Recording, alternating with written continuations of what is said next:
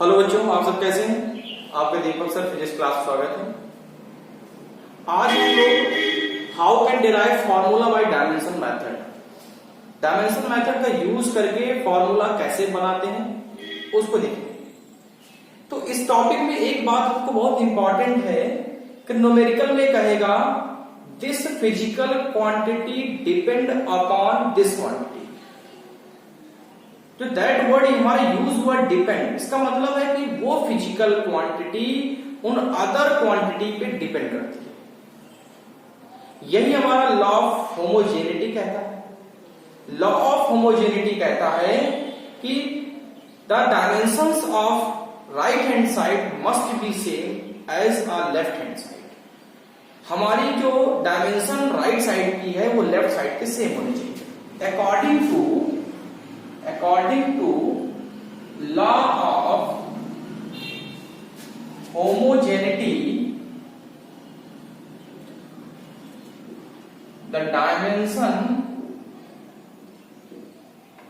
of right side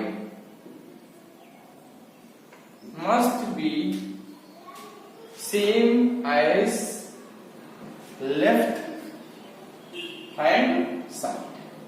मतलब जो भी हम फॉर्मूला बना रहे हैं उसमें पहला टर्म्स क्या लिखेंगे, which physical quantity depend upon. कौन सी फिजिकल क्वांटिटी किस पे डिपेंड करती है, बस इसी वर्ड को देखोगे तो आप फॉर्मूले को डिराइव कर लोगे। जैसे एक छोटा सा टर्म्स है, आप क्लास 10th में न्यूटन्स का लॉ पढ़ते हैं। न्यूटन्स लॉ में हम लोग पढ़ते हैं F इक्वल ma। हमको मालूम है कि ये फॉर्मूला होता है। अगर हम कुछ देर के लिए सोचें कि हमको ये फॉर्मूला नहीं मालूम, तो हम यही तो कहेंगे कि force is directly proportional to mass and acceleration. इसका मतलब कि force is depend upon mass and acceleration. Force किस पे डिपेंड कर रहा है, मास पे, और किस पे डिपेंड कर रहा है, एक्सीलरेशन। इसी से फॉर्मूले को बना लेते हैं। कैसे? F depend on mass and acceleration. तो हमको मालूम है कि यहां पर डायमेंशंस होती हैं, पावर होती हैं। तो पावर के यूज के लिए जरा उसको समझें कैसे देखते हैं। तो F इक्वल कांस्टेंट m ए। राइट साइड का कंपेयर लेफ्ट साइड से कराना है, तो बिना डायमेंशंस बिना पावर के करा नहीं सकते। तो लेट x y, इसको क्या माना, इक्वेशन फर्स्ट। k कांस्टेंट है, कुछ लोग k की वैल्यू को 1 लिख के हटा भी देते हैं। तो k की वैल्यू को अगर आपको हटाना है तो f इक्वल m की पावर x a की पावर y। हम क्या करें, बोथ साइड डायमेंशन लिखें। राइट बोथ साइड डायमेंशन, पता है ये फोर्स की dimension m l t minus 2 equal मास की m की पावर x, एक्सीलरेशन की l t माइनस 2 की पावर y। तो m l t माइनस 2 किसके इक्वल हुआ, m सेकंड में नहीं है तो m की पावर x, तो मल्टीप्लाई करो तो m की पावर x हो गया, क्योंकि यहां कुछ नहीं तो 1 और यहां पर भी 1। फिर आया l 1 है y में तो y हो गया। फिर आया t माइनस 2, पावर्स में इंटू होता है तो माइनस 2। जरा बोथ साइड चेक करो, बेस इक्वल है m l t, तो बोथ साइड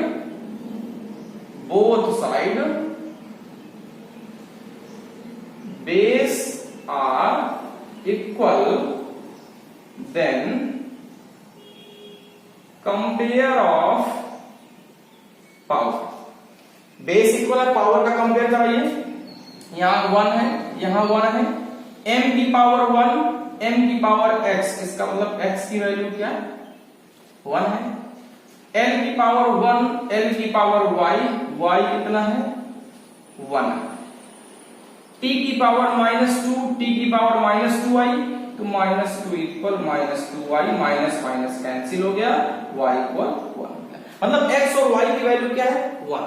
जरा देखिए इक्वेशन 1 में रखिए, जहां पर हमारा इक्वेशन 1 था, तो f इक्वल k m की पावर x 1 और a की पावर y मतलब 1, तो f इक्वल क्या प्रूव हो गया।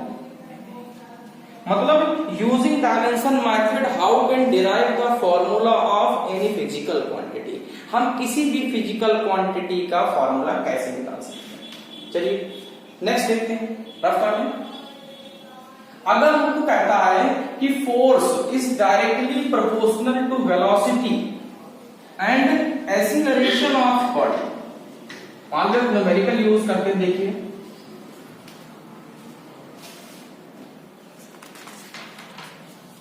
ठीक, तो कह रहा है कि force is depend upon, first part में कह रहा है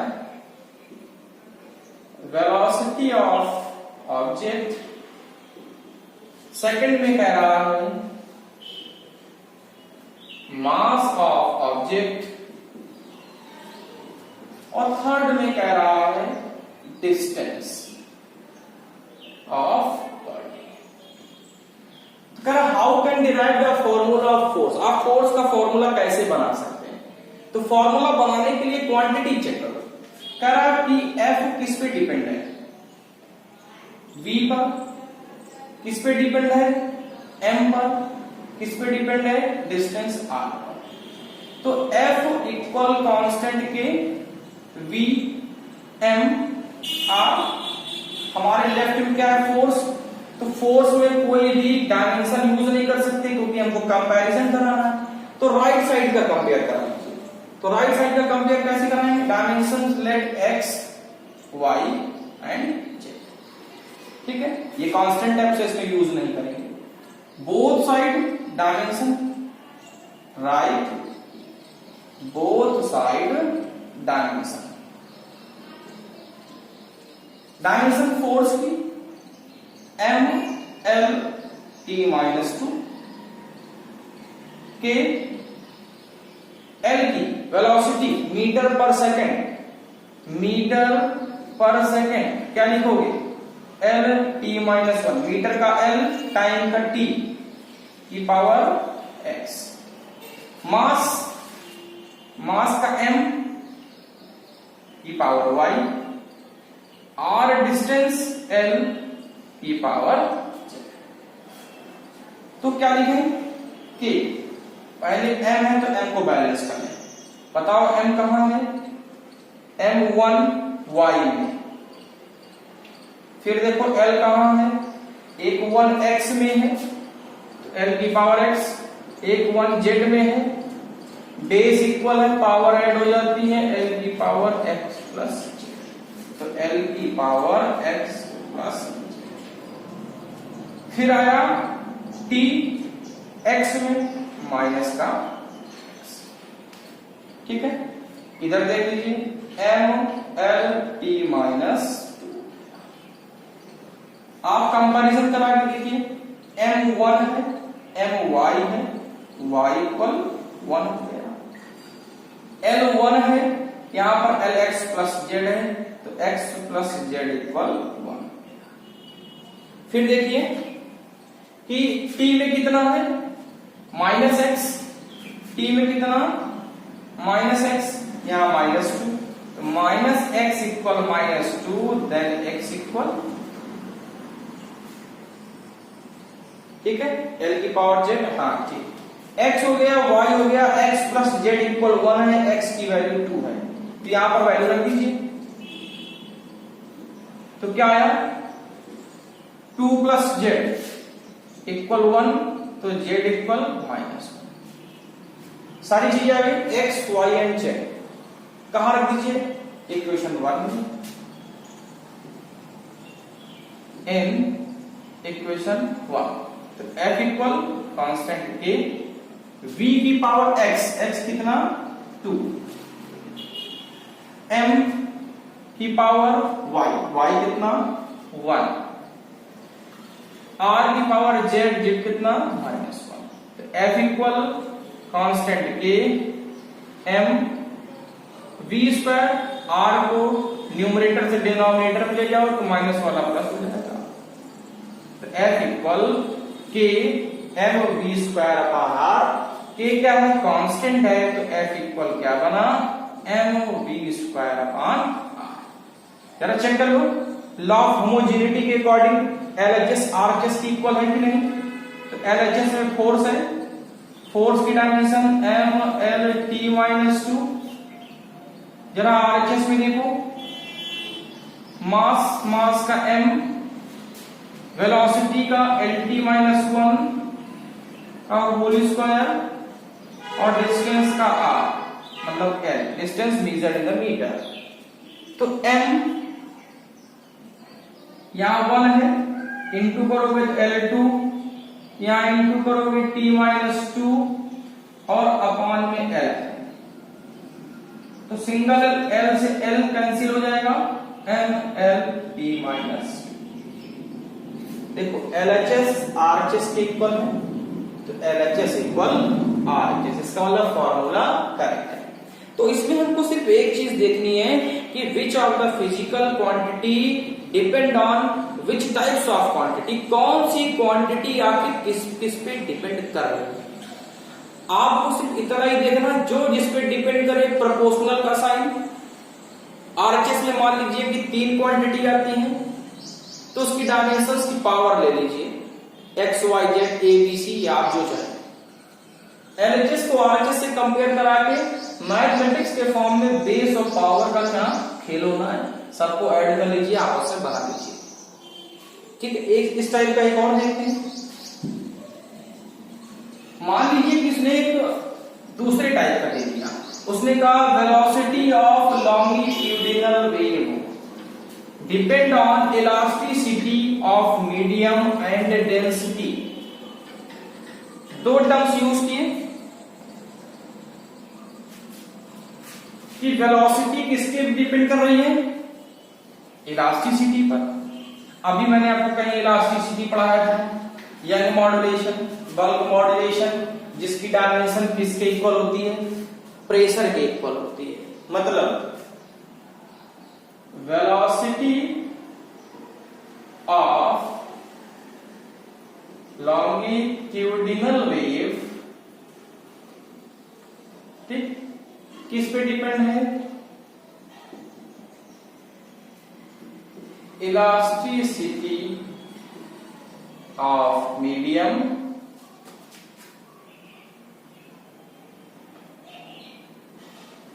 और सेकंड में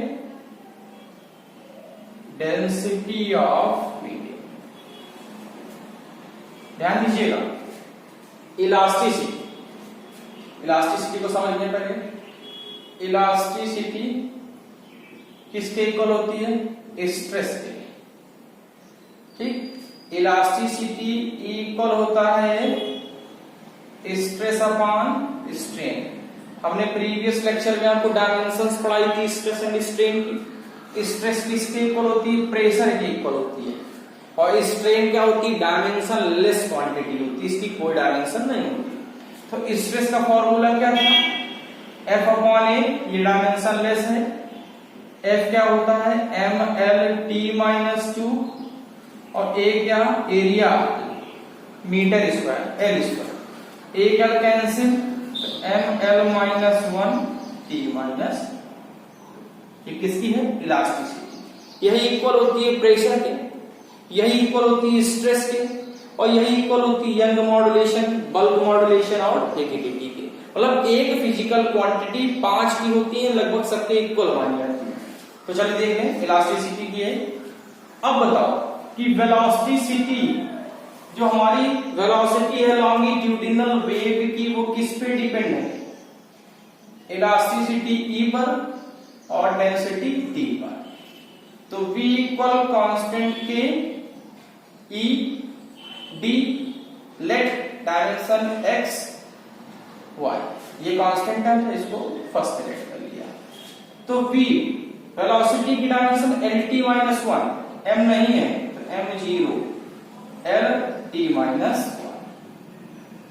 k इलास्टिसिटी अभी आपने बताई ml minus 1 t minus 2। x density ml minus 3 y। अब सोचो कि यहां पर तो m0 l1 t minus 1 equal के, देखिए अलग अलग करिए, यहां 1 है यहां 1 है, 1 इंटू एक्स m की power x, 1 into y m की पावर y। बेस इक्वल है, पावर को ऐड कर दीजिए तो m की पावर x प्लस, ठीक। फिर देखिए l कितना है -1 x में तो -x, -3y में तो -3y। बेस इक्वल है, पावर फिर ऐड हो गई -x माइनस का 3y। फिर t का ओनली x में तो t की पावर -2x, ठीक, t की पावर -2x। कंपैरिजन करिए mlt तो क्या base are equal, then compare of power. Base equal है तो किसका कंपेयर करना है, पावर का। जरा m में 0, m में कितना x प्लस y, तो x प्लस y इक्वल 0, मतलब x किसके इक्वल है -y। एक वैल्यू मिल जाए उसमें माइनस लगा के चेंज कर दीजिए। l1 है, l कितना -x माइनस 3y तो -x माइनस 3y इक्वल 1, ठीक। t -1 है, t -2x है तो -2x इक्वल -1 तो माइनस माइनस कैंसिल तो x इक्वल 1/2। अब एक चीज जरा देखो, x प्लस y किसके इक्वल आ गई। अगर x 1/2 है तो यहाँ 1/2 तो y की वैल्यू क्या हो जाएगी -1/2। x 1/2 है, x इक्वल -y है, x इक्वल -y है तो 1/2 इक्वल -y तो y इक्वल -1/2। जरा देखो x एंड y दोनों मिल गई हमको। जब दोनों क्वांटिटी मिल गई तो जो हमने इक्वेशन मानी थी फर्स्ट उसी में रख दीजिए आप उसको। जरा इक्वेशन 1 में देखिए क्या था, v इक्वल के e की पावर x, x कितना 1/2, d की पावर y, y कितना -1/2। तो v इक्वल के e की पावर 1/2 और अपॉन में आ जाओ तो d की पावर 1/2। 1/2 का मीन्स अंडर रूट होता है तो v इक्वल के under root e upon d। ये फॉर्मूला हो गया वेलोसिटी ऑफ लॉन्गिट्यूडिनल वेव। आप चेक कर लो सही है कि नहीं। LHS में क्या है वेलोसिटी, डायमेंशन क्या होती है lt -1 तो m0 लिख सकते हो। जरा RHS में देखो क्या है, k कांस्टेंट है, अंडर रूट e क्या है बेटा ml -1 t -2 और डेंसिटी क्या है ml -3। m से m कैंसिल, -3 ऊपर गया +3 लेकिन ऊपर -1 है, -1 है तो कितना बना l की पावर 2 और t की पावर -2। क्या लिख सकते हो lt -1 का होल स्क्वायर कैंसिल तो lt -1। जरा देखो LHS इसके इक्वल है, RHS के इक्वल है, इसका मतलब फॉर्मूला करेक्ट है। तो फिर इस बात को समझना है कि कौन सी क्वांटिटी किस पे डिपेंड कर रही है।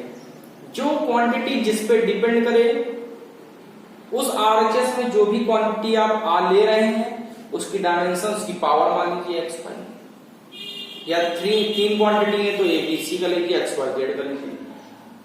डायमेंशन लिखने के बाद MLT, M को सेपरेट कर लीजिए, L को सेपरेट कर लीजिए, T को सेपरेट कर लीजिए। और बेस को इक्वल करने के बाद पावर का कंपैरिजन करा दीजिए। जैसे इसमें एक और आया है न्यूमेरिकल, उसको देखते हैं।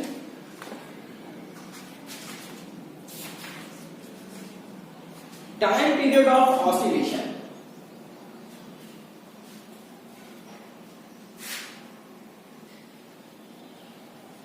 कहा कि time period of oscillation depend on किस पे डिपेंड कर रहा है, जरा देखिए।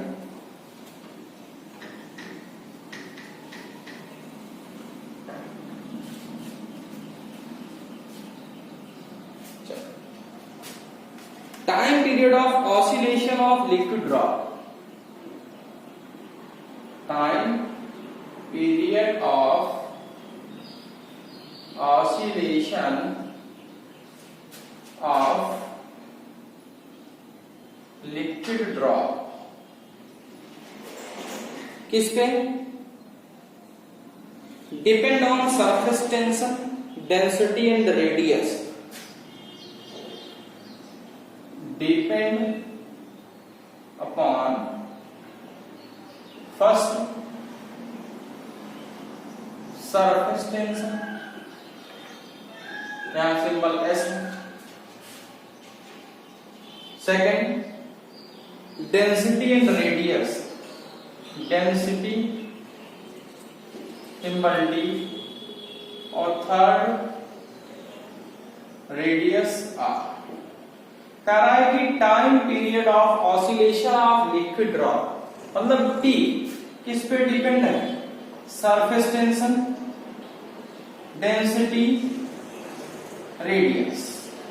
इसका मतलब टी इक्वल कांस्टेंट के S D R, X Y Z. इसको इक्वेशन फर्स्ट लिख करिए। Right both side dimension, right both side dimension.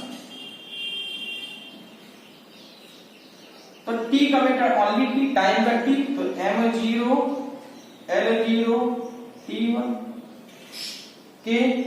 Surface tension का क्या था? Force upon length. फोर्स का क्या? Surface tension s, force upon length, तो mlt minus 2 upon l, mlt minus 2 upon l, तो क्या बना? mt माइनस 2 की power x। Density mass upon volume, ml minus 3 की पावर y, और r मतलब रेडियस z। जरा x y z को एक तरफ करना, कि ध्यान से करना, बस यही गलतियां होती हैं। यहां पावर 1, यहां पावर 1, m1 है x में तो m की पावर x, m1 है y में तो m की पावर y। बेस इक्वल है, पावर ऐड होती है, तो क्या लिख सकते हैं? m x plus y। फिर देखो l कहां है? -3 y में, और 1 है z में, तो l की पावर -3y प्लस का z ऐड, l की पावर -3y प्लस का z। t आया, t x में -2x। अब जरा देखो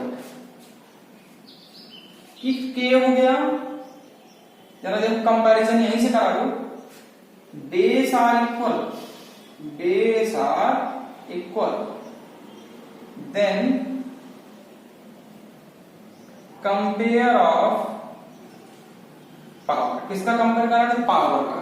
जरा देखो m में 0, m में कितना? x प्लस y, तो x प्लस y इक्वल 0, तो x इक्वल -y। ठीक, L0 -3y plus z equal 0, -3y equal -z, तो 3y इक्वल 0। ठीक, T1 -2x, तो -2x इक्वल 1, तो x इक्वल -1/2। जरा देखो बेटा, x की वैल्यू मिल गई 1 -1/2, तो x माइनस y है ना, इसका मतलब y इक्वल -x, तो y क्या? माइनस प्लस का होना, x मिल गया, y मिल गया, z देखो y 3y इक्वल z है ना, तो 3y इक्वल z, तो z इक्वल 3y। ठीक, एक्स वाई जेड आ गया। इक्वेशन फर्स्ट में ले जाओ, इन इक्वेशन फर्स्ट तो t इक्वल के s की पावर x, x कितना -1/, ठीक, d की power y, d y 1/, r की पावर z, z क्या है 3/2, r की पावर z 3/, तो t इक्वल के माइनस है, इसको डिनोमिनेटर में ले जाओ तो प्लस हो जाएगा, तो d की पावर 1/2 r की पावर 3/2 अपान में s की पावर 1/2। इसको हम 3 क्या लिख सकते हैं, 3 इंटू 1/2 लिख सकते हैं। 1/2 1/2 1/2 मतलब क्या, स्क्वायर रूट लगा सकते हैं, तो k अंडर रूट में d 1/2 खत्म, यहां पर क्यूब 1/2 खत्म अपान में s, t equal k under root dr cube upon s। आप इसे देख सकते हो, चेक कर सकते हो कि डायमेंशन सही है कि नहीं, फॉर्मूला करेक्ट है कि नहीं। अगर एलएचएस में देखो तो टाइम कितना t, जरा आरएचएस में देखो under root d density ml -3 r cube मतलब लेंथ l3 अपान में s mt -2, तो m से m कैंसिल, l -3 से +3 कैंसिल, t -2 पर गया t +2, तो t +2 का मतलब क्या हो गया t, तो LHS किसके इक्वल है, RHS। LHS RHS के इक्वल, इसका मतलब हमारा फॉर्मूला करेक्ट है। उसने कहा कि टाइम पीरियड ऑफ, चलिए, time period of simple pendulum depend upon mass of bob, length of pendulum, acceleration due to gravity, angle of swing of pendulum। कहा वो इतनी सारी चीजों पे डिपेंड कर रहा है। अगर इतनी सारी चीजों पे डिपेंड कर रहा है तो हम देखें कि time t depend on mass, length, acceleration due to gravity and angle of swing। तो बेटा कांस्टेंट t इक्वल कांस्टेंट के m l g theta, a b c और इसको रेट किया फर्स्ट। k क्या है, प्रोपोर्शनलिटी कांस्टेंट, कैसा है डायमेंशन लेस है, कैसा है डायमेंशन लेस है। अभी हम बात करेंगे कि जहां पर प्रोपोर्शनलिटी कांस्टेंट में डायमेंशन होती है उसकी भी बात करेंगे। तो जरा देखिए, एंगल क्या है, डायमेंशन लेस, एंगल कैसा है, डायमेंशन लेस। क्यों, एंगल इक्वल आर का पान लेंथ होता है, हम पढ़ा चुके हैं आपको। तो डायमेंशन लेस है तो ये तो पोर्शन खत्म हो गया, ठीक। तो क्या रिमेनिंग, t इक्वल के m की पावर a, l की पावर b, g की पावर c। क्योंकि थीटा की वैल्यू क्या हो जाएगी, थीटा की पावर d, डायमेंशन लेस है तो ये 0 हो जाएगा, 0 हो जाएगा तो ये वाला पोर्शन हट जाएगा, ठीक। मेरी बात समझ में, मेरी बात समझ में। अब देखो, उसने कहा कि t बोथ साइड डायमेंशन, दो तरफ डायमेंशन लिखो, m0 l0 t1, k मास की, m a लेंथ की, l पावर b ग्रेविटी की मीटर पर सेकेंड स्क्वायर, मीटर पर सेकेंड स्क्वायर। तो क्या बना, l t -2 और यहां c। एक साथ लिखो सबको, m कहीं है नहीं है, यहां 1 a में, तो m a हो गया। l कहां है, 1 b में, तो b इंटू कर दिया। यहां 1 c में, तो l की पावर b और l की पावर c बेस इक्वल है, पावर ऐड हो जाती है, तो b प्लस सी। t कहां पर है? c में, -2c। both side base are same, then compare of power. किसका करा दे? पावर का कंपेयर करा दे। अगर पावर का कंपेयर कराओगे तो जरा देखो, m में 0, m में a, तो a की वैल्यू क्या? 0 हो गई। ठीक, l में 0, l में b प्लस सी, तो b प्लस सी इक्वल 0, तो b इक्वल माइनस सी हो गया।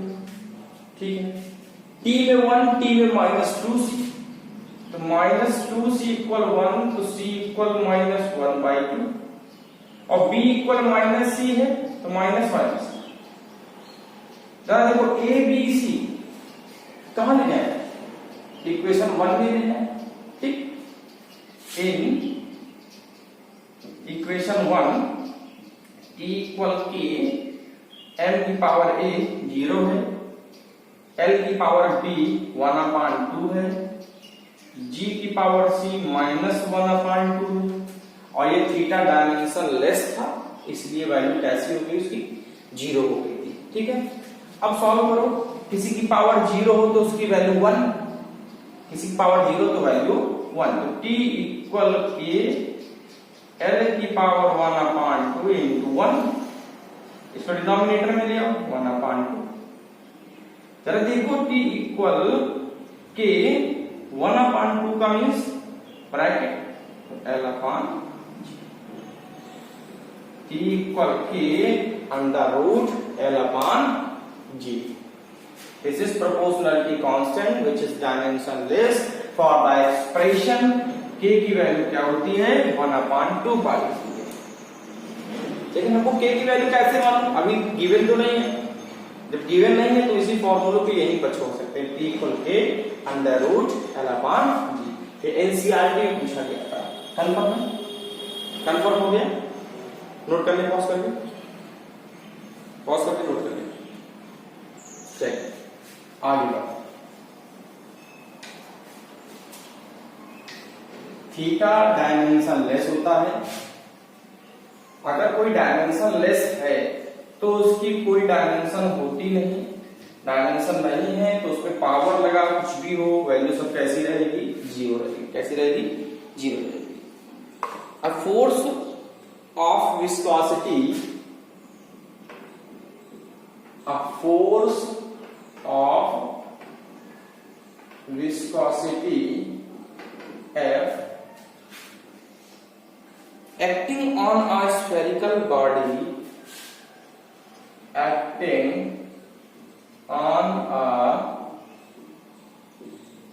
spherical body giving through a fluid depend on giving through a fluid depend on its velocity, radius and its velocity, radius and coefficient of viscosity, symbol eta. Find the expression of force. Find the expression of force due to dimension method. ठीक, एक बार आप लोग pause करके try कर लें, फिर बताया। एक बार ट्राई कर लें आप लोग, ट्राई कर लिया। चलिए देखते हैं। करा force acting on a spherical body giving through a fluid depend on its velocity v। किस पे डिपेंड कर रहा है? Velocity v। Radius R, coefficient of viscosity eta. ठीक है, इतनी चीजों पे फोर्स डिपेंड कर रहा है। ये टॉपिक हमारा जो है ये हमारा फ्लो ऑफ लिक्विड में आएगा 11th में, काफी लास्ट में है। तो F इक्वल कांस्टेंट के V R एंड ईटा, इसको X Y Z A B C P Q R जो आपको लेना है, ये इक्वेशन क्या है 1। K क्या है? Proportionality constant. K क्या है? Proportionality constant. Both side direction लिखो। फोर्स की ml t-2 K, बताइए v की वेलोसिटी मीटर पर सेकंड, तो lt-1 x। r क्या? Radius, all the distance measure in meter, सारी डिस्टेंस किसमें मेजर होती है? मीटर। ईटा क्या? ईटा क्या? Coefficient of viscosity. Coefficient of viscosity क्या होता है? हमने आपको पढ़ा है F इक्वल A eta delta V upon delta x। तो बताओ ईटा की वैल्यू क्या आएगी? F into delta x, F into delta x upon A into delta V किसके इक्वल होता है? ईटा। ईटा की डायमेंशन क्या आती है? m l minus 1 t minus 1। कैसे करके देखो, इसकी m l t माइनस 2, इसकी l l2 और l t माइनस 1। l ये कैंसिल, l ऊपर गया तो m l माइनस 1 और t माइनस 1 ऊपर जाएगा तो t प्लस 1 हो जाएगा। ठीक है, कितना बेटा? पावर कितनी? z। जरा एक एक चीज सॉल्व करो। पहले m को लीजिए, k बताओ m कहां पे है? ये 1 है z में। 2 की पावर 4 की पावर 2, तो क्या लिखते हैं आप? 2 की पावर्स में इंटू करते हैं ना, तो इंटू आप भी कर दीजिए, हमने भी वही किया। ठीक है, अब जरा आगे देखिए L कहां है? L बहुत जगह है, L x में भी। ठीक, यहां 1 y में, यहां -1 z में। ठीक, t कहां पे है? -x, ये -1, यहां -1 तो -z। अब देखो बेटा, base are equal, base equal होता है mlt किसका बेटा? कंपेयर का, कंपेयर ऑफ पावर। पावर का कंपेयर कराओ, यहां 1 यहां 1, तो z की वैल्यू कितनी? 1। m1 mz z equal l1 l में कितना? x plus y minus z equal. ठीक है, z कितना? 1 -1, z 1 रखोगे ना -1, उधर जाएगा +1 हो जाएगा, तो x प्लस y इक्वल। ठीक है, t में कितना? -x minus z equal -2, -x minus z equal -2। बताओ z कितना? 1 -1, z कितना? -1, उधर गया +1, तो -x इक्वल -2 +1, तो -x इक्वल -1। तो बताओ बेटा x इक्वल कितना? 1। z1 x1, x plus y equal 2 है, तो 1 प्लस y इक्वल 2। ठीक है, तो बताओ y equal x y and z, सारी वैल्यू कितनी? 1। कहां ले जाओ? इक्वेशन 1 में। कहां ले जाओ बेटा? इक्वेशन 1 में। तो f इक्वल k v की पावर x 1, r की पावर y 1, ईटा की पावर z 1। f इक्वल k ईटा r, f इक्वल k eta r into v। According to experiment k की वैल्यू क्या होती है? 6। यहां नहीं गिवन, हमको नहीं मालूम है तो आप नहीं छोड़ दीजिए। तो मालूम है तो लिख सकते हैं, तो F equal 6 pi eta R into F किस पे डिपेंड कर रहा था? वेलोसिटी पे। किस पे डिपेंड कर रहा है? रेडियस पे। और किस पे कर रहा है? Coefficient of viscosity eta. ठीक है, पॉज करके नोट करें।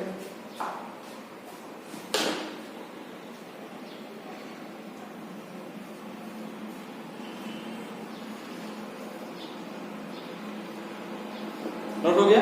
चलिए अब अच्छे और थोड़ा नीट अच्छे ही लेवल में कुछ पहुंचते हैं।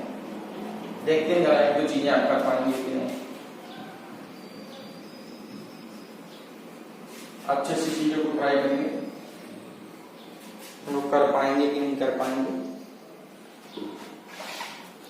कह रहा है the speed of sound v in a gas,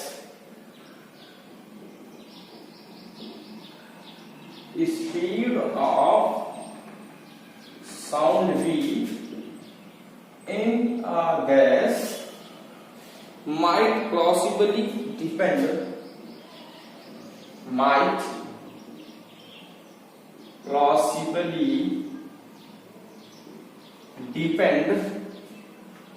upon pressure density,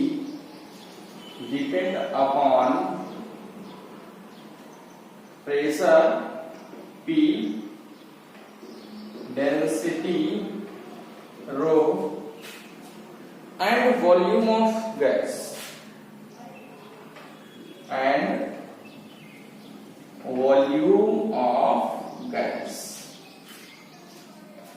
use dimension analysis determine the component x y z। Formula दिया है v इक्वल c p की पावर x रो की पावर y, p की पावर x रो की power y और v की power z। ये given है। c का ना प्रोपोर्शनलिटी कांस्टेंट है, कंपोनेंट x y z चाहिए। कंपोनेंट क्या चाहिए? x y and z। c क्या है? प्रोपोर्शनलिटी कांस्टेंट है। कांस्टेंट है यहां पर, तो c की डायमेंशन होगी नहीं। अब चेक करो, साउंड v मीटर पर सेकंड, तो क्या मीटर पर सेकंड L अपॉन T, तो LT minus 1, LT minus m नहीं है तो m। C pressure P equal F upon A, pressure P equal F upon A, तो mLT माइनस 2 अपॉन L2, तो क्या बेटा mL minus 1 T minus 2 x हो गया। ठीक, density mass upon volume, ml minus 3 हो गया। Volume lbh meter cube lbh। ठीक, अब जरा एक चीज सॉल्व करो। यहां पर क्या है? m0 l1 t minus c, m कितना? 1 x में हो गया।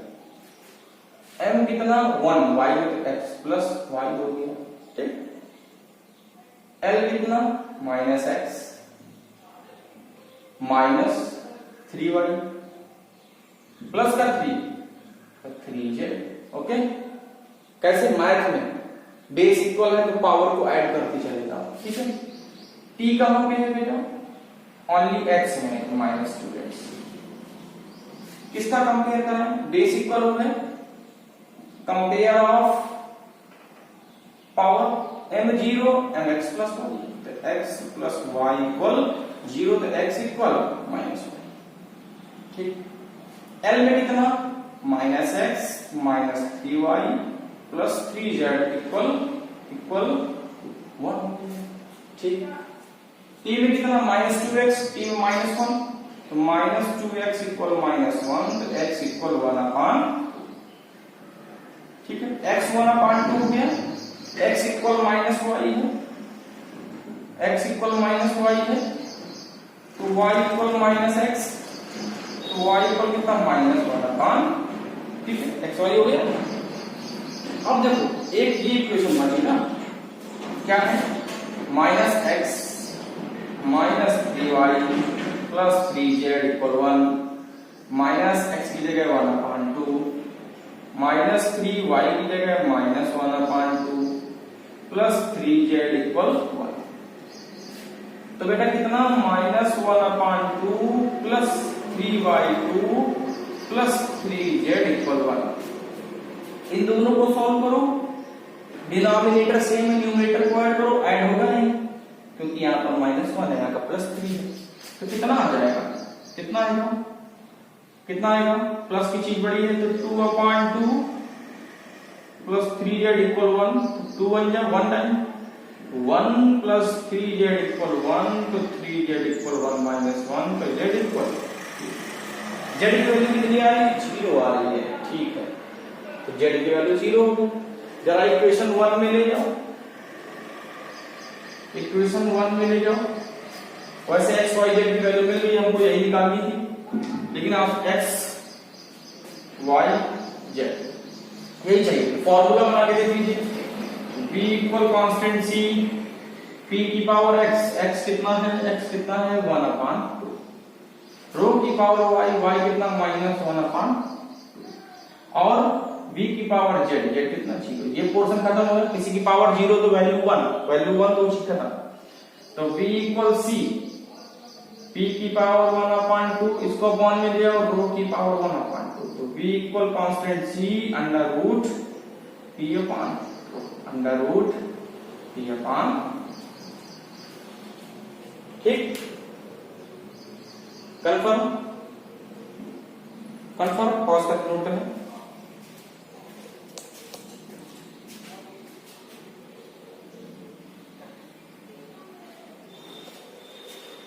हो गया, नोट हो गया, वर्क कर दिया जाए, ठीक। चलिए अब एक और अच्छा सा देखते हैं जो बढ़िया सा हो। ये नीट में पूछा गया था, प्रिपरेशन अच्छी सी करें, जो पिछले लेक्चर नहीं देखे उनको ध्यान से देखें और अगल बगल सोचा पढ़ते भी जाए, खाते भी जाए, तो ये सब काम ना करें, ठीक है। चलिए ठीक, अब कह रहा है the air bubble formed by explosion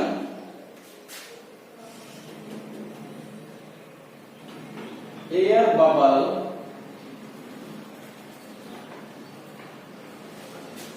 formed by explosion inside water perform inside water perform oscillation with time t, oscillation with time t depend on pressure, density and energy, depend upon pressure, density, energy of explosion, E. Establish relation between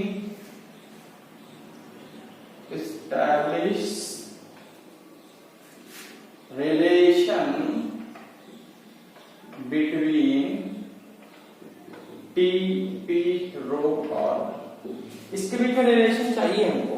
करा air bubble को explode कर दिया in water, तो explode करने से oscillation of time, जो time T है वो डिपेंड कर रहा है किस पे, प्रेशर पे, डेंसिटी पे, एनर्जी पे। तो कह रहा सबका रिलेशन बताओ, तो टी किस पे डिपेंड कर रहा है, किस पे, प्रेशर पे, डेंसिटी पे, एनर्जी पे। तो टी इक्वल कांस्टेंट के पी एक्स रो वाई और ई जे, इसको क्या लिख दिया 1, ठीक है।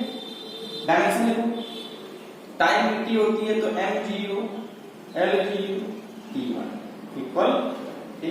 अभी प्रेशर कहीं आया था क्या, तो याद हो गया होगा, M L minus one T minus M L minus one T minus. अगर डायमेंशन नहीं आती है तो यूनिट मेजरमेंट का लास्ट लेक्चर देखें, पिछला लेक्चर देखें, तभी आपको समझ आएगा। Density ml minus 3 mass upon volume से, और एनर्जी तो फेमस है वर्क के इक्वल होता है ml2 t माइनस 2 z हो गया। गुड, दिमाग लगाइए, सारे टर्म्स एक साथ करो। m को पहले उठाओ, m कहां 1 में x, m कहां 1 में y, m कहां 1 में प्लस का, ठीक है। अब l लो minus x, okay, minus 3y, ठीक है, प्लस का 2z, ठीक। t कितना माइनस 2, माइनस 2x, t कितना z में 2z। कंपेयर कराइए,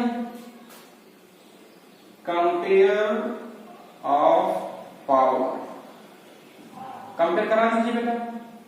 m में कितना है x plus y plus z equal g, ठीक। Minus x minus 3y plus 2z equal g, ठीक है। Minus 2x minus 2z equal 1, minus 2 common करो तो x प्लस z इक्वल 1, ठीक है। मैंने माइनस 2 कॉमन कर लिया बेटा, तो x प्लस z की वैल्यू क्या आई -1/2। इसको 1 लेट करो, इसको सेकंड लेट करो, इसको थर्ड लेट करो।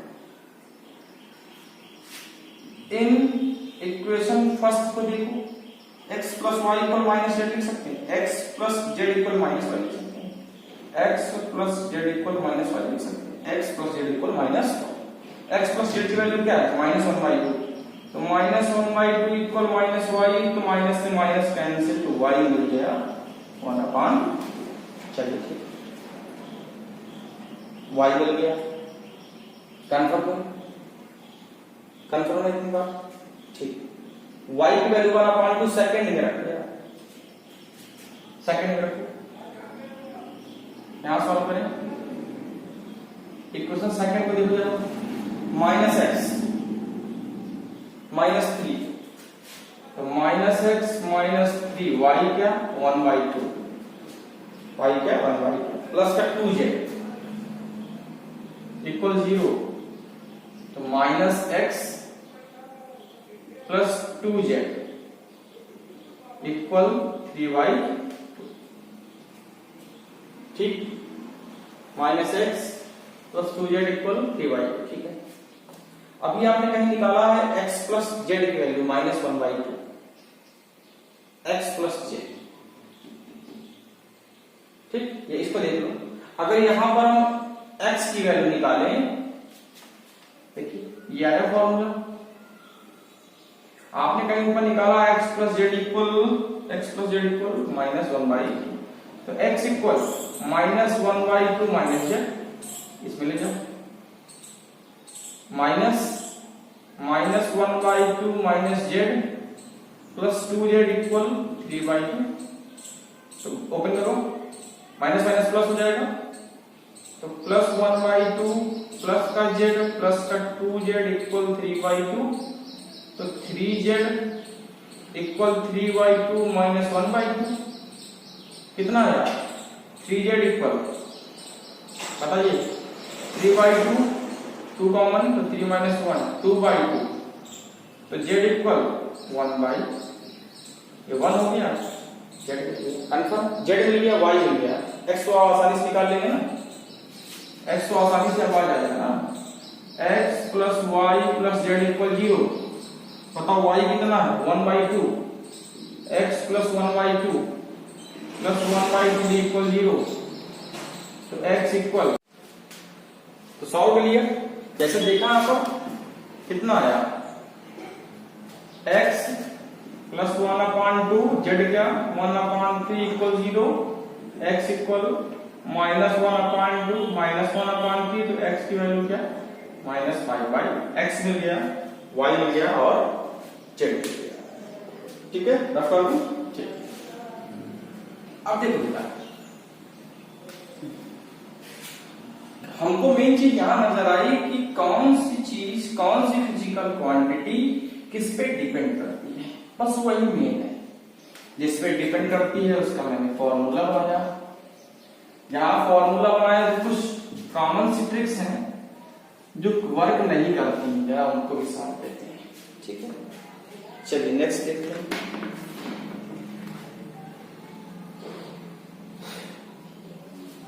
An artificial satellite is revolving. An artificial satellite is revolving around a planet of mass, around a planet of mass m and radius r,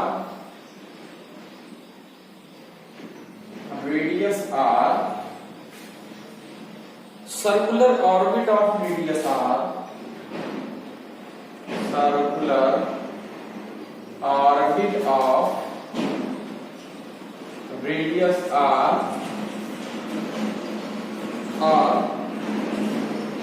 and acceleration due to gravity, and acceleration due to gravity g. Find the determine time period. Determine what is time. अब एक थोड़ी सी समस्या है, समझिएगा। Artificial satellite is revolving around a planet of mass m, ठीक, is revolving is around a planet of mass m। कह रहा कोई एक आर्टिफिशियल सैटेलाइट है जो किसी प्लैनेट के अराउंड में मूव कर रहा है, तो उसकी टाइम की बात कर रहा है हमसे। इसका मतलब है कि टाइम यहां पर डिपेंड कर रहा है प्लैनेट मास m पर, रेडियस r पर, circular orbit of radius r और ग्रेविटी g। इतनी सारी चीजों पे डिपेंड कर रहा है। थोड़ा सा फिगर को समझना, ये प्लेनेट जिसका मास है, रेडियस r, इसके अराउंड में सर्कुलर ऑर्बिट कितनी दूर पे है, r डिस्टेंस पे जो घूम रहा है। ठीक, अगर हम कांस्टेंट की बात करें तो t equal constant a, m की पावर a, r की पावर b, r की पावर c और g की पावर d। ठीक, कंफर्म। अब थोड़ा सा दिमाग लगाएं कि यहां पर अगर बोथ साइड डायमेंशन लिखो तो m0 l0 t1 equal k, मास का m होता है तो a, ठीक है, अभी नहीं, m a, रेडियस कितना r मतलब l, b, फिर radius l, c, gravity, acceleration gravity metre पर second square, l upon t square, ऊपर गया तो d।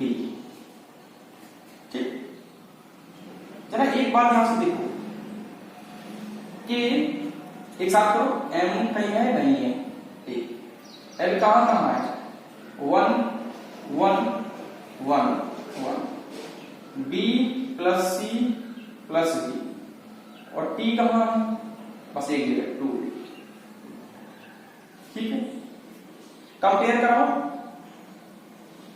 किसका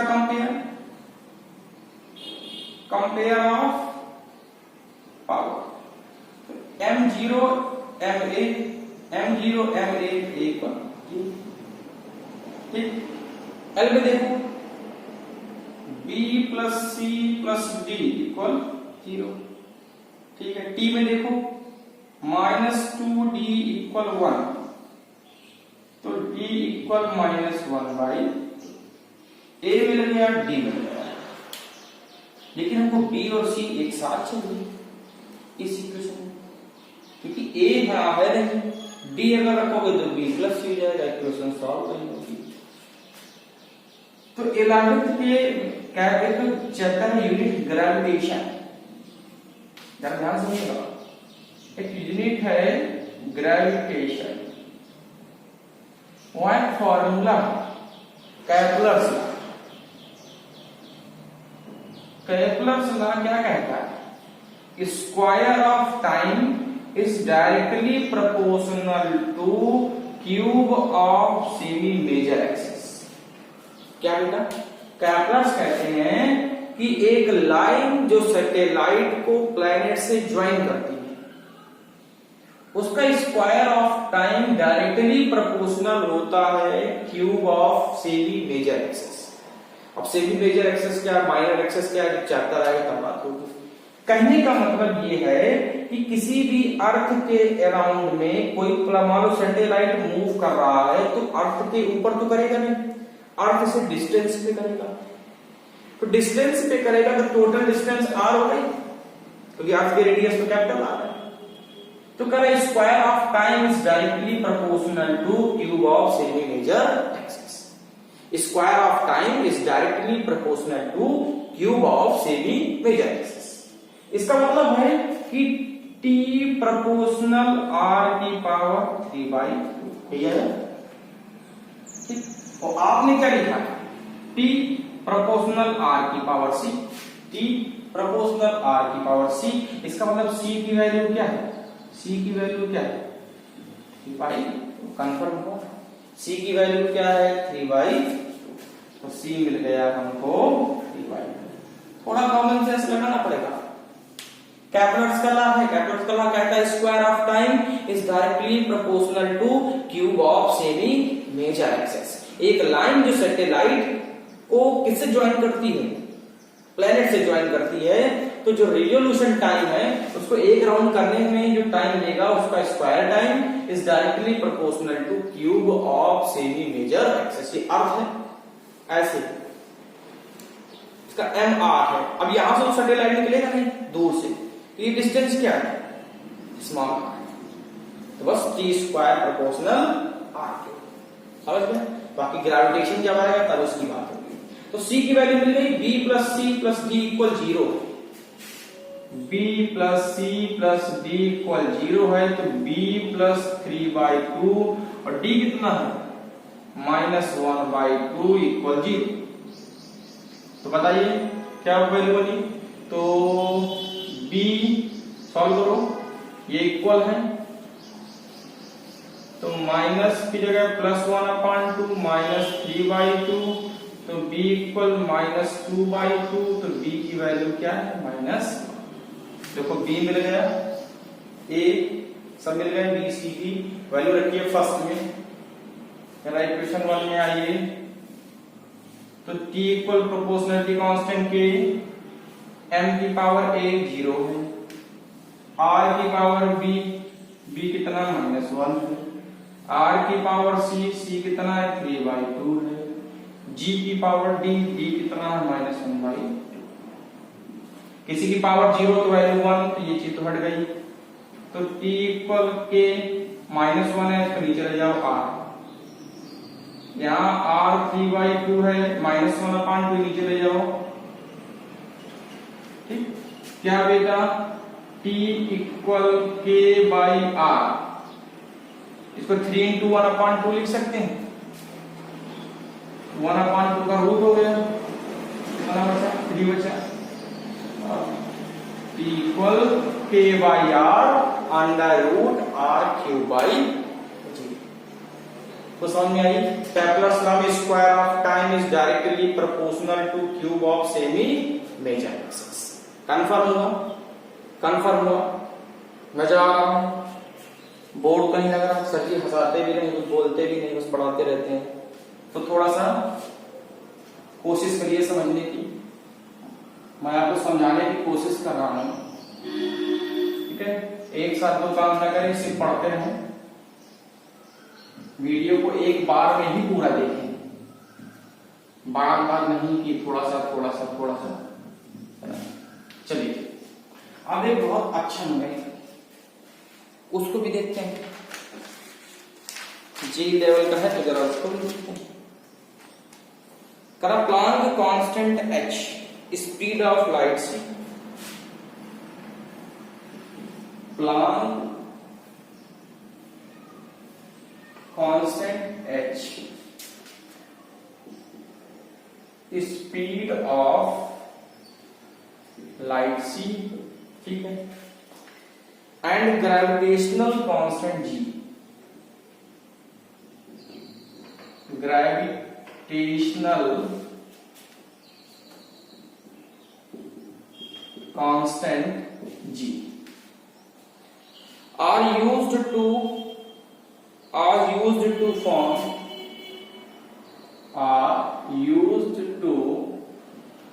form unit of length and unit of mass, form unit of length and unit of mass and then the correct option A, m proportional root c, B, C, D, m proportional root g, L proportional root h और L proportional under root g। ये इतनी सारी चीजें हमको देखिए, तो आप जरा पॉज करके ट्राई करेंगे क्या? पॉज करके ट्राई करना, ऐसा ना करना कि पॉज करके घर चले जाओ बस हो गया सर। चलिए ट्राई किया, नहीं ट्राई किया, चलिए देखते हैं। अब कह रहा है थोड़ा समझना बेटा, Planck constant h, speed of light c, gravitational constant are used to form unit of length and unit of mass. Unit of length इनके टर्म्स में चाहिए h, c और g। फिर वही काम हमको करना है यूनिट ऑफ मास को किसके टर्म्स में, h, c और g के टर्म्स में। मतलब ये नहीं कि l और m एक साथ लेना है, कह रहा है कि h और c और g का यूज करते हुए l के टर्म्स में बताओ। वही काम हमको करना है h, c और g का यूज करते हुए m के टर्म्स पे लेना। इसका मतलब अपना ही तरीका क्या, हमको मालूम है L proportional H, C, G, M नहीं चाहिए क्योंकि H, C, G को भी M के टर्म्स में लाना पड़ेगा, तभी तो ऑप्शन में देखो M प्रोपोर्शनल है, ठीक। तो L equal K H C G X Y Z, let me, ठीक। अब बताइए L की तो L, M0, L1, T0, K, Planck constant energy upon frequency, energy क्या mL2 T-2, फ्रीक्वेंसी क्या T-1, ऊपर गया +1, तो बताओ कितना mL2 T-1 x हो गया। C बताइए क्या है, स्पीड ऑफ लाइट मीटर पर सेकेंड होती है, LT-1 y हो गया। G क्या है, कैपिटल G, क्या फॉर्मूला होता है, F equal capital G m1 m2 by r square. तो capital G equal F into r square by F क्या mLT-2, r क्या L2, ये m स्क्वायर, एक m से एक m कैंसिल, m-1 एक ऊपर चला गया, L2 मिला तो L3 और T- कितना आया m-1 L3 T-2, ये हो गया, ठीक है। अब बताइए एक चीज को उठाइए जल्दी से कि m कितना 1x हो गया, m-1 z हो गया, ठीक है। L लीजिए 2x हो गया, यहां 1 प्लस का यहां 3z हो गया, t उठाइए -x -y -2z, ठीक, कंफर्म। चलिए सॉल्व करिए, कंपेयर m0 mx z, तो x z इक्वल 0, तो x इक्वल z। L उठाओ 2x plus y plus 3z equal 1, ठीक, एक्स जेड के इक्वल, एक्स की जेड लिख सकते हो 2z plus y plus 3z equal 1, y plus 5z equal 1, ठीक है। अब t वाला नहीं, minus x minus y minus 2z equal 0, ठीक है। एक्स जेड के इक्वल, हम भी वही काम करें, x z minus z minus y minus 2z equal 0, minus y minus 3z equal 0, तो माइनस वाई इक्वल 3z, ठीक। इसका मतलब है कि y के प्लेस पे हम क्या लिख सकते हैं, माइनस 3z लिख सकते हैं। देखो ये फॉर्मूला बना है, y प्लस 5z इक्वल 1, तो y plus 5z equal 1, y के प्लेस पे minus 3z plus 5z equal 1, तो 2z इक्वल 1, तो z इक्वल 1/,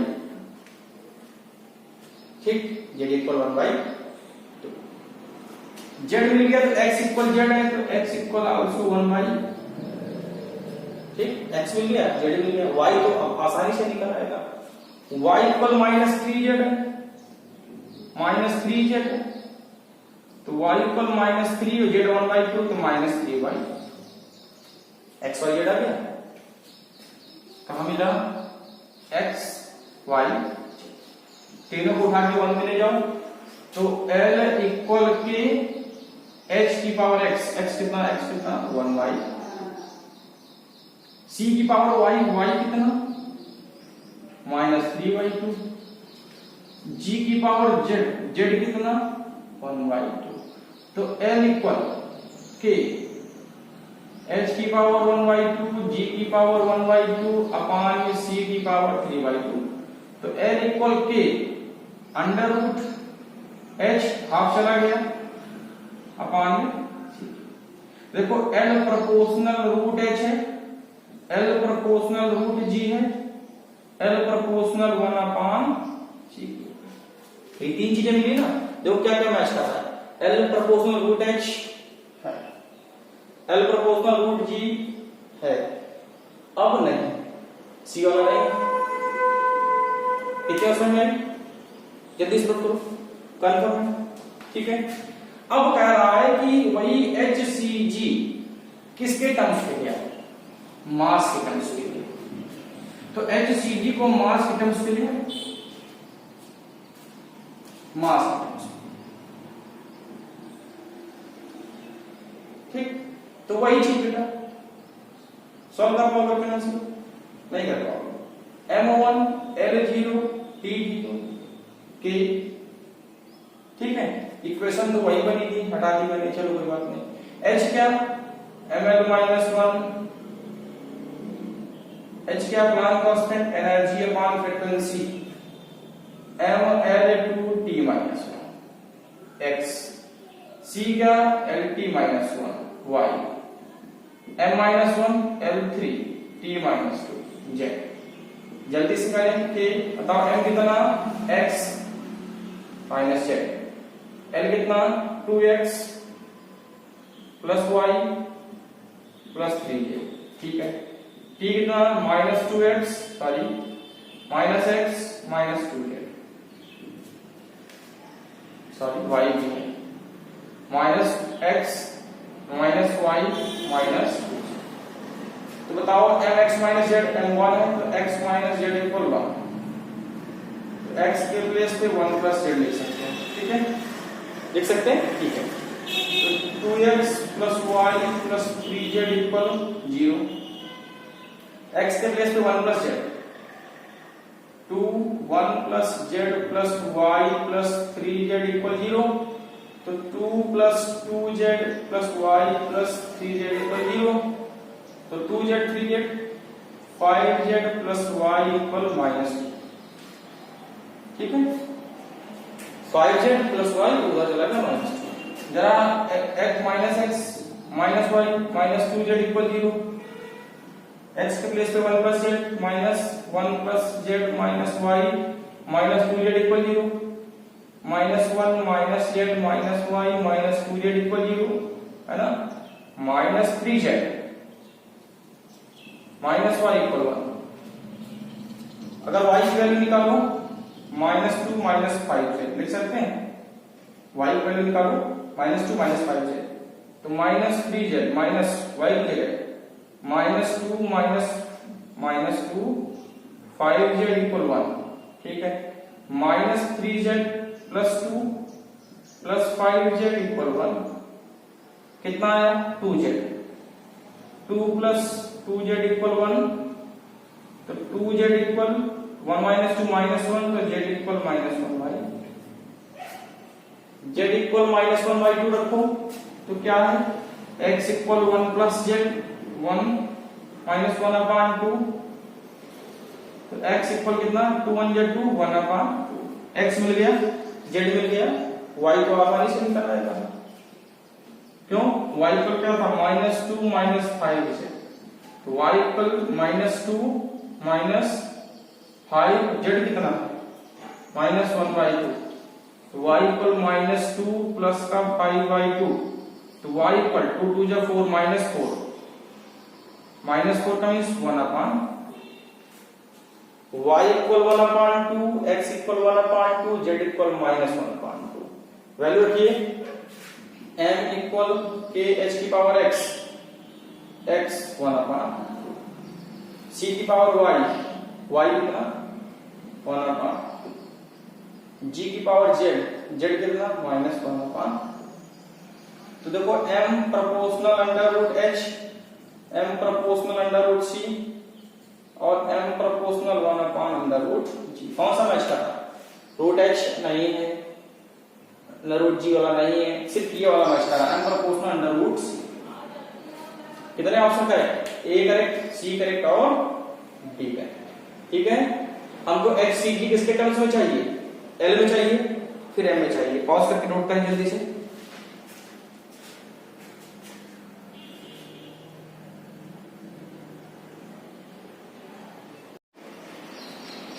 इतना कर लिया, अब उसके बाद थोड़ी सी चीज और देखिए। मान लो आपसे कह दे एक टाइप का if fundamental unit of energy P, velocity v, time t, find the formula of f using this physical quantity। अब हम अभी तक एमएलटी में पढ़ा रहे हैं। मान लो आपसे कह दे f निकालो किसके टर्म्स में, e, v और t के टर्म्स में, तब क्या करेंगे, है ना। तो वही तरीका अपनाएंगे, वो कुछ भी कहे e निकालो fvt के टर्म्स पे, f निकालो evt के टर्म्स पे, तो जिसको निकालना है, किसको निकालना है, f को किसके टर्म्स में, e में, v में, t में, तो प्रोपोर्शनल f इक्वल k e v t x y j। First अपना तरीका वही उसी प्रोसेस से करेंगे जैसे हम लोग अभी तक कर रहे थे। किसी के भी टर्म्स पूछे, ठीक है, हमको टी एल फलाने के टर्म्स चाहिए, हमको एफ में चाहिए, बी में, टी में, सी में, किसी में चाहिए, जिसके टर्म्स पे चाहिए और जिस क्वांटिटी का निकालना है उसको डायरेक्टली प्रोपोर्शनल बना दीजिए। हमको यहाँ पर एनर्जी ई, वेलोसिटी वी और टी टाइम्स के टर्म में चाहिए था क्या, फोर्स, तो मैंने फोर्स को डायरेक्टली प्रोपोर्शनल किया ई के, वी के, टी के, वही चीज एक्स वाई एंड जेड करके देख लीजिए। फोर्स क्या ml t-2, एनर्जी अब तैयार हुई होगी ml2 t-2 वर्क के इक्वल, वेलोसिटी मीटर पर सेकंड lt-1 और टाइम का t होता है जी। सॉल्व करके देखो कि m कितना 1 में x और नहीं है, l कितना 2x, यहां 1 प्लस का y नहीं है, t देखो -2x minus y plus a, m 1 है, m x है, तो x कितना 1, l 2x प्लस y है, l कितना 1, x कितना 1, तो 2 प्लस वाई इक्वल 1, तो y इक्वल माइनस 1 है ना। 2 plus y equal 1 minus 2x minus y plus z equal minus 2। ठीक, x कितना 1 है, माइनस 2 माइनस और y कितना minus 1 plus z equal minus 2, minus 2 plus 1 plus z equal minus 2, कितना बचा माइनस 1, उधर गया प्लस 1, माइनस 2 प्लस 1, तो जेड की वैल्यू क्या कितनी मिली, x y and Z minus 1 हो गया।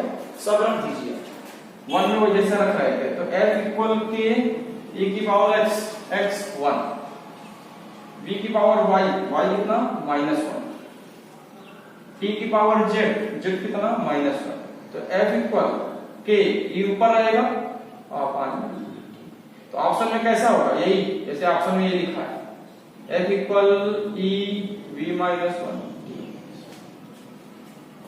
आ गया e v t के टर्म्स में। ऐसे ही कहे कि e निकालो f v t के टर्म्स में, तो e प्रोपोर्शनल f v, किसी के भी टर्म से पूछे, जो क्वांटिटी पूछ रहा है उसी को जितने टर्म्स में पूछना है उसी को डायरेक्टली प्रोपोर्शनल करके जैसे अभी तक सॉल्व कर रहे थे वैसे। बात समझ गए, बात समझ गए। अब दूसरी बात, जैसे मान लो हमसे कह दे कि कहां इनका यूज नहीं होता, how to derive formula by using dimension method में हम कहां अभी तक जहां पढ़ रहे थे, जहां प्रोपोर्शनलिटी कांस्टेंट हो वहां तो यूज कर रहे थे, लेकिन मान लो प्रोपोर्शनलिटी कांस्टेंट नहीं है, F equal capital G m1 m2 upon r square, क्योंकि कैपिटल G की यूनिट क्या है, न्यूटन इनटू मीटर स्क्वायर पर के स्क्वायर। F इक्वल के q1 q2 by r square, के क्या है न्यूटन इनटू मीटर स्क्वायर पर कूलम स्क्वायर। अब मान लीजिए फॉर्मूले में यहां पर कैपिटल G और K कांस्टेंट नहीं है बेटा, कांस्टेंट नहीं है, उनकी यूनिट है। अभी तक यूनिट लेस थी, डायमेंशन लेस थी, तो इसकी डायमेंशन भी होगी, इसकी यूनिट होगी। तब क्या करें, तो इस फॉर्मूले का यूज नहीं कर सकते, यहां से हम फॉर्मूला डिराइव नहीं कर सकते, इनका formula by using dimension method हम डिराइव नहीं कर सकते। आप समझे मेरी, जहां पर प्रोपोर्शनलिटी कांस्टेंट नहीं है, उसकी यूनिट है, उसकी डायमेंशन है, तो वहां पर डायमेंशन मेथड का यूज नहीं हो सकता। Confirm, confirm. तो अभी दिखा रहे हैं सेकेंड टर्म होगी, पहली बात होगी, दूसरी बात ये पहली, दूसरी बात मान लो t इक्वल क्या होता है, r h rho g by 2 cos, formula time period of liquid bubble soap bubble, अभी कैपिलरिटी हम लोग पढ़ेंगे आगे समझाने के लिए समझा रहे हैं। तो यहाँ पर t r h rho g तो हो सकता है, लेकिन cos थीटा का क्या है, हम t इक्वल r सॉल्व करेंगे तो r h rho g by 2 theta ले लेंगे, थीटा डायमेंशन लेस होता है, हटा देंगे, लेकिन फॉर्मूला तो गलत हो गया ना। cos थीटा कहां गया, cos 30 cos 45 cos 60 it has value, इनकी सबकी न्यूमेरिकल वैल्यू होती है, तो यहां तो कांस्टेंट नहीं हुआ। जब कांस्टेंट नहीं हुआ तब क्या करेंगे, न्यूमेरिकल में कहता ओनली थीटा, ओनली थीटा, तो फॉर्मूला बना सकते थे, क्योंकि डायमेंशन लेस होता है वो टर्म्स हट जाता है। लेकिन अब क्या करेंगे, अगर थीटा हटा लेंगे तो फॉर्मूला करेक्ट कैसे होगा, cos थीटा पूरा लिखा है तो फॉर्मूला करेक्ट कैसे होगा। आपने यहां से r मान लो 2t cos थीटा है, आपने सॉल्व करके r इक्वल टू भी निकाल दिया, सभी कर तो दिया, डायमेंशन से सही भी है, लेकिन नहीं, क्योंकि यहाँ ट्रिग्नोमेट्रिकल फंक्शन आ गया। अब ट्रिग्नोमेट्रिकल फंक्शन आ गया तो इट हैव वैल्यू, इसकी वैल्यू होती है, तो डायमेंशन का यूज नहीं कर सकते, डायमेंशन का यूज नहीं कर सकते। मेरी बात समझ गए। 4 कांस्टेंट एक साथ आ जाए, ए बी सी डी। अब ए बी सी डी एक साथ है और किसी की डायमेंशन लेस नहीं है कोई, मान लो सबकी डायमेंशन है, तो आप 4 टर्म्स को इक्वेशन को सॉल्व नहीं कर सकते, तो लेट करना पड़ेगा। तो फर्स्ट लिमिटेशन में क्या आ गया, where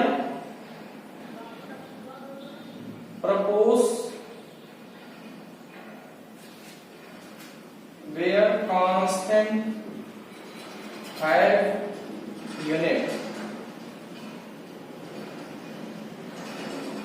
also dimension, then no uses of dimensional formula, तो वहां पर डायमेंशनल फॉर्मूला का कोई यूज नहीं हो सकता। ठीक, second,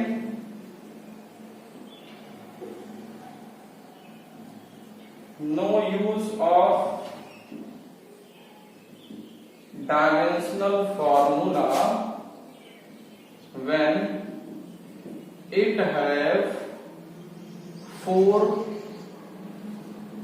value A, B, C, D, then it has 4 value and 4 value have no constant, कोई भी वैल्यू कांस्टेंट नहीं है, 4 A, B, C, D और चारों कांस्टेंट नहीं है, सबकी वैल्यू आ रही है plus b plus c d equal -1, तो हम उसको सॉल्व नहीं कर सकते। तीसरा नंबर है no use of dimensional formula when it have trigonometrical function, क्या रखे, trigonometrical function, sin theta cos theta, समझ गए। जहां पर कांस्टेंट है, कांस्टेंट की यूनिट होती है, डायमेंशन होती है, वहां डायमेंशनल फॉर्मूले का यूज नहीं कर सकते, ठीक, डराइव नहीं कर सकते। दूसरा, ए बी 4 कांस्टेंट एक साथ आ गए, ए बी सी डी, अभी एक न्यूमेरिकल भी आया था, वहां पर एंगल था, डायमेंशन लेस था तो हट गया, तो 3 सॉल्व हो जाते। अगर डायमेंशन लेस ना होता, 4th क्वांटिटी फिर सॉल्व करते तो सॉल्व ना। No use of dimensional formula when it has trigonometrical function, अगर ट्रिग्नोमेट्रिकल फंक्शन आ गया sin थीटा cos थीटा, हम प्रूफ तो कर देंगे r इक्वल टू b, लेकिन cos थीटा कहां चला जाएगा, अपने वश पर ही रख देंगे। प्रोपोर्शनल cos थीटा ऐसा कोई रूल नहीं, थीटा डायमेंशनलेस हो जाएगा, फिर cos थीटा में क्या रखेंगे नहीं मालूम चल पाएगा, तो वहां पर इन सब का यूज नहीं कर सकते। ठीक है, ठीक है, बात समझ गए, समझ गए बात। चल, आज का लेक्चर यही खत्म करते हैं। आपने डायमेंशन का अगर थर्ड लेक्चर नहीं देखा है तो जरूर देखें, तभी आपको डायमेंशन निकालना है। ठीक है, how to derive the formula by using dimension method मैंने आपको पूरा पढ़ा दिया। जितने अच्छे से नीट जेईई या ट्रिपल की क्वेश्चन हो सकते थे सब लोग आते हैं। आप घर में रिवीजन करें, वीडियो को पूरा एक बार में देखें। वीडियो देखते समय ये नहीं कि सब कुछ काम वर्क कर रहे हैं, खा भी रहे हैं, सब कर रहे हैं, ध्यान से देखें, अच्छे से पढ़ें, घर में रहें, सुरक्षित रहें। Thank you, all the very best.